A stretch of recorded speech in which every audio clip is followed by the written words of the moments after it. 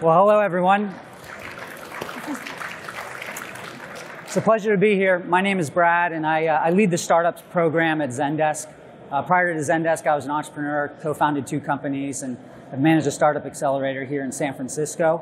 I'm joined here with one of our partners from the startup program, Andy, and I'm going to let Andy introduce herself real quick. And I'm Andy. I run business development at Crosslink Capital. So we are an early stage venture fund here in the Bay Area over on Sand Hill Road. My job is to essentially accelerate the growth of our portfolio companies. We've got about 100 in our portfolio. So that's me at Crosslink. Prior to Crosslink, I was with Microsoft and M12, Microsoft's venture arm, leading our relationships with other venture capital firms here in Silicon Valley. So lots of time around this ecosystem. And prior to that, actually building go-to-market programs at early stage startups. So excited to be here. Well, thank you.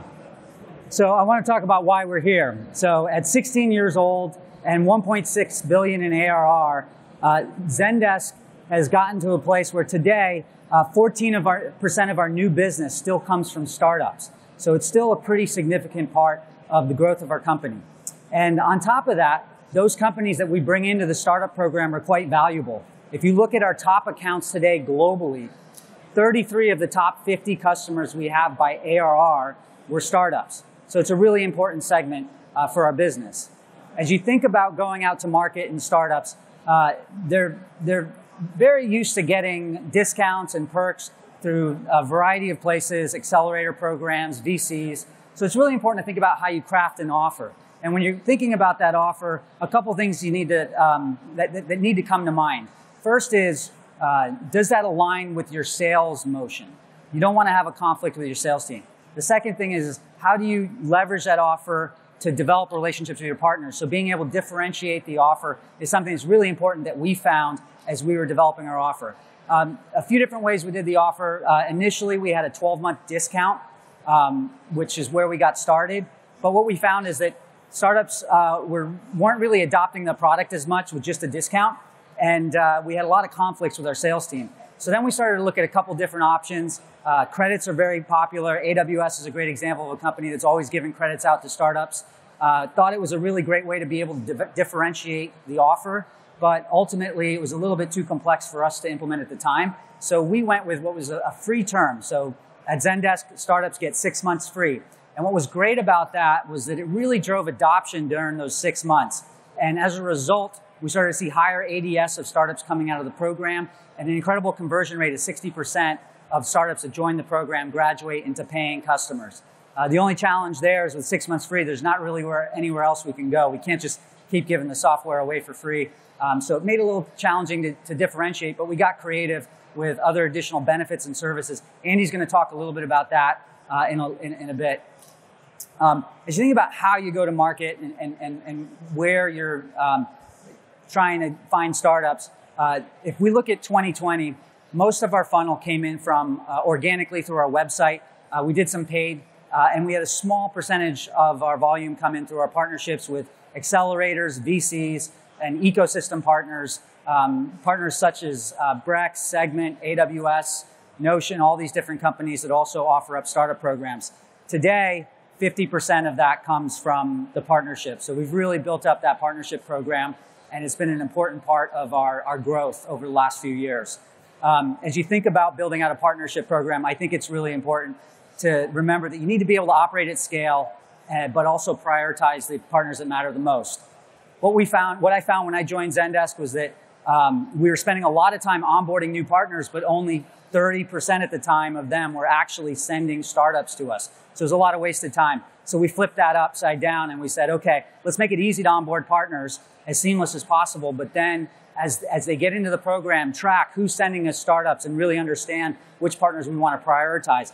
If we look at today, 15% of the active partners we have referred 10 plus startups to us. And then if we look at our overall program, 90% of the volume that we get comes from those 15% of our active partners that refer 10 or more startups. You also want to think about the different partners out there. They all have different needs and different things that they're looking for. We work with, as I mentioned, VCs, accelerators, ecosystem partners. If you think about an accelerator program, They are often packaging your offer with their benefits, so the discount is really important. Educational resources are really important for accelerator programs. When you think about VCs, they just want to make sure their startups are getting off on the right foot.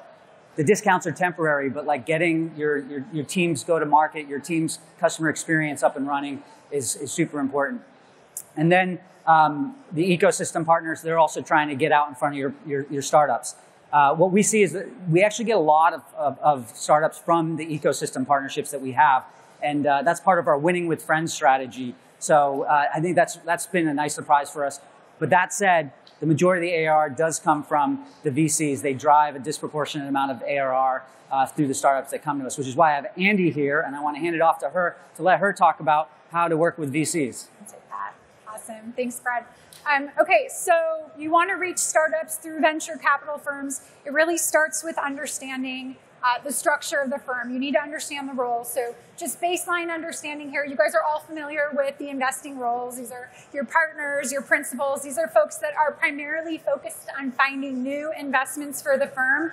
I'd suggest that you don't spend your time here. These could be champions and influencers down the road, but when you're starting a net new relationship with a venture capital firm, I think you want to focus on the non-investing roles. So it could be a few things, right? Your LP relations, your CFO, and then there's platform, okay? So 90% of VC firms have some kind of platform function. If they've got $1 billion under management or more, these are going to be your friends, okay? And platform folks can have lots of different titles. It can be BD like me, growth, portfolio development, talent, but we all have the same focus. We're all trying to add value to the portfolio to help them overcome obstacles, move faster, connect them to support and resources.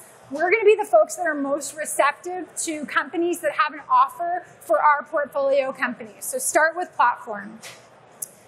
So having spent time on all three sides of this ecosystem, this is my advice. These are the 3 areas you should focus in terms of building go-to-market with VCs to their startups. So number 1, focus, focus, focus. I see too many startups that come to us. They're not clear about who their ideal customer is. They want to spray and pray, and it doesn't work that way. So focus on who is your ideal customer. What is the size of the company? What does this company look like? Do they have a CRO in place, a chief product officer in place? How much funding do they generally have by the point that they start working with your company? You know, sectors, geos, et cetera. You have so many tools available at your disposal with PitchBook, with Crunchbase to go find this information. So there's no excuse. Go run a report on PitchBook.